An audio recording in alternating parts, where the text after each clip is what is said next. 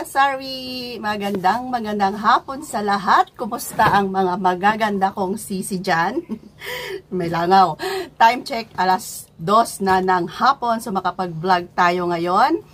Kasi pag ganitong oras, dito sa lugar namin, walang mga tao, walang bumibili. Parang natutulog or nagtatrabaho siguro. Nasa trabaho pa sila. So, ngayon, mag-open tayo ng box. Yan, meron akong dalawang box dito. Medyo magaan lang naman to. Ito share ko lang sa inyo mga sisi ko. So, ang thumbnail o ang title pala ng vlog ko ngayon ay nag-iisip ako ng diskarte kung ano yung idagdag ko pa ng mga item dito sa tindahan. Dagdag paninda para madagdagan yung benta kasi dito talaga sa amin mga sisi ko. Ngayong nabanggit ko na pumasok yung September, napakatumal na talaga halos araw-araw. Iwan ko lang ba kung kakayanin pa ba ng mga power namin ni Kuya Dave. Kikitain ng tindahan, iwan ko lang. Kami ni Kuya Dave, habang kami matutulog, mag-uusap pa talaga kami niyan. Mag-close kami 9 AM, tapos pagkatapos, higa kaming dalawa, mag-usap-usap kami. Sabi ko, ano ba yung pwedeng idagdag natin sa ating tindahan kasi lumiliit na lumiliit yung benta ba. Tapos nag-isip kami na magbenta ng ulam kasi alam niyo naman si Kuya Dave mahilig magluto ng ulam at masarap din siyang magluto. So yun na nga, nag-iisip kami na magbenta na lang siguro kami ng ulam. Tapos sabi ko kung magbenta ka ng ulam, maaga siyang gigising, tapos mamalengke, tapos ako maaga din akong gigising. Syempre, wala siyang katulong, kami lang dalawa. And alam ko na nakakapagod talaga magbenta ng ulam kasi experience ko yan noon mga sisi ko. Tapos sabi ko, wag na lang, uy, ngayon pa tayo magpakapagod ng ganyan. At least tapos naman si Kring sa pag-aaral. Hanap na lang tayo ng ibang paraan. Kaya naisipan ko na mag-display ako dito ng siumay. So may na ako supplier na nahanap dito pero kulang pa ako ng steamer. So bibili pa ako ng steamer. Hindi ako bibili sa Shopee, marami naman sa Shopee pero gusto ko kasi yan, de kuryente, baka pagdating dito hindi siya gagana. Pag mga de kuryente kasi gusto ko personal akong bibili at kung dito lang sa malapit, pwede natin siyang maibalik kaagad. Bibili lang ako sa Shopee kung hindi siya de kuryente, ganyan, yung mga kahit anong kagamitan basta hindi siya di kuryente. Ang mahirap lang kasi kung hindi gagana, 'di ba? Mahirap isauli.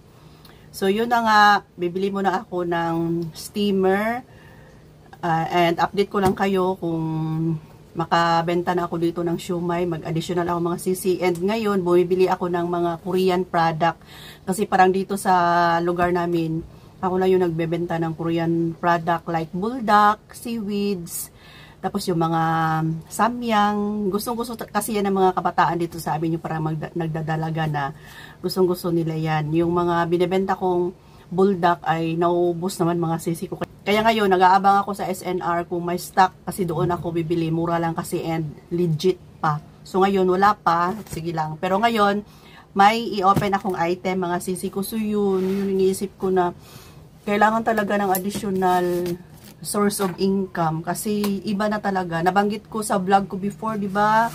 Yung benta namin araw-araw iba na talaga ngayon. Almost half ang nawala. Minsan nga hindi pa maka-half. Grabe na talaga ang sitwasyon dito sa amin. Okay, anyway, mga sisi ko. Itong item na to ay galing to sa grocery. Monday kasi ngayon yung pag-vlog ko. Worth 1,000 lang naman ang in-order ko. Kagandahan kasi sa grocery din ay ihahatid nila kahit na 500 lang pataas.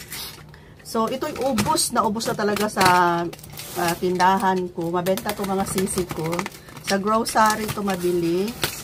Pero, mabibili naman ito sa, marami naman to sa grocery kung makalabas kayo. Kasi hindi ako halos kasi makalabas. Schedule lang mga sisi ko. Kaya, pansamantala, meron naman ang grocery. Sa grocery na ako bibili. Hindi na ako mamamasahe pa. Ayan, ito'y, ayan o, katul. Katul lang naman to. Pinakita ko sa inyo. Ang price nito, abis ako ng karton pang, kanagamay. Okay, ang laman niya ay 12 pieces. So, 6 pieces na magkapares. Ayan. So, meron kasing ibang box ay 10 lang ang laman.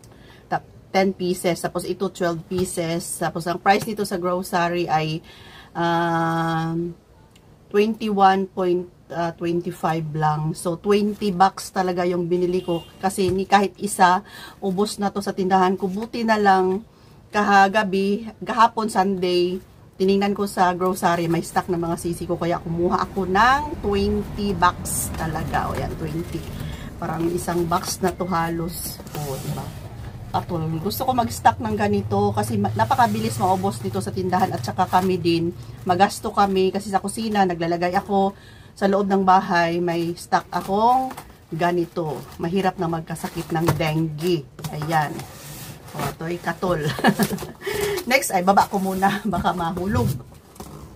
Ayan. Share lang ng mga update natin ngayong Monday. Tapos, ito'y sa SNR itong mga sisi ko. May mga product akong iniligay dyan mga sisi ko. Kung gusto nyo yung mga item na pinakita ko sa inyo, click nyo lang yung mga product para mapunta kayo sa store kung saan ako bumili sa Shopee. So, lahat ng mga product na nilagay ko dyan ay na-order ko na, nasubukan ko na. Hindi ako maglagay ng mga product na hindi ko pa nabili. Ayokong mapahiya sa inyo mga sisi ko. Kaya, yung mga product na yan na nilagay ko dyan, sa baba yung link na yan ay yan lahat ay nabili ko na, nasa kamay ko na, kita ko na, and alam ko na ang quality. Kaya hindi ko ako mahiyang mag-recommend sa inyo kung gusto nyo lang. Ayan, kung gusto nyo lang mga sisi, ideya lang. Tapos ito, ayan o, napakaano ko talaga sa tissue, no? Before, napakita ko sa inyo yung roll tissue sa CR. Napakalaking tipid ko kasi parang 20 pesos lang ang isa. Kung bibilhin mo dito, nasa 30 kasi jumbo siya mga sisi ko, almost 35 pesos. Pero yun, nabili ko lang na siya ng 20 pesos. Tapos 20 pieces yun. Tapos ito naman, nabili ko lang siya ng 224. Napakalaki na naman itong tissue na to. Kitchen tissue pa rin. Ayan, kitchen paper towel siya mga sisi ko. Same lang to sa yung bilog. Yung bilog na paper towel. Pero ito, flat lang siya na paper towel. Ayun, oh. 224 lang. I-divide natin sa 6. 224 divided by 6. 37 lang ang isa. Napakalaki niya mga sisi ha. Hindi siya ordinaryong paper towel lang na maliit. As in, malaki siya. Matagal tong maubos. Ayan. Ito'y personal use ko pa rin. Ayan. Pero kung may bibili, pwede natin ibenta. Oh. Malaki, makapal. Ayan. Bago naman ako bumibili, nagbabasa ako sa review. And syempre, bago tayo bumili, huwag niyong kalimutan yung mga vouchers natin dyan. Baka ma-add to cart nyo na or ma-confirm na ninyo. Tapos hindi ninyo na-place order nyo na pala. Tapos hindi nyo nagamit yung vouchers. Basta titingnan lang natin yung mga vouchers na maka-free tayo. Ayan, ang laking tissue. Diba, dami kong tissue. Need ko talaga ang mga tissue. Kasi si Pupoy, sobrang gamit namin. Kapag inaatake, gagamitan ng tissue. Kami mismo, mahilig kami mag-tissue. Kapag nagluluto, ito yung gagamitin para ma-drain yung oil. Lalo na mag-piprito. Tapos, next ay, tapos na lang natin. Ito yung pinaka-paborito ni alak ni Kuya Dave. Alak ni Kuya Dave, grabe mga sisi ko. Pang dalawang order ko pa lang to. Wala akong ka-idea na meron pala ito sa SNR. Sa mga mahilig dyan, gumamit ng mga mouthwash. Si Kuya Dave, hindi yan nagpapabili sa akin ng mga damit, mga ano-ano pa. Basta bibilhin mo lang yung para sa personal niya, sapat na sa kanya, lalong-lalo na ang Listerine. Ayun yung mawalan talaga siya ng ganito. Ayan, maganda yung ngipin ni Kuya Dave mga sisi ko, original. Basta may ganito lang siya, okay na sa kanya, sapat na. Ito ay 1.5 na 1.5 liters. Sing laki ng 1.5 na Coke ito mga sisi ko. Tapos alam nyo ba, nabili ko lang siya ng 475 pesos. 475. Hindi ko kasi na-discover to sa SNR before. Yung binibili ko ay yung maliliit na 300 ml lang. Isipin mo, 300 ml, nasa 300 plus na siya. Sobrang mahal talaga. Grabe, sobrang tipid ko talaga nito. Hindi na ako bumibili ngayon sa Watson, before sa Watsons, dito sa grocery sa amin. Ako bumibili, tapos 300 plus, yung mga maliliit lang nito, yan.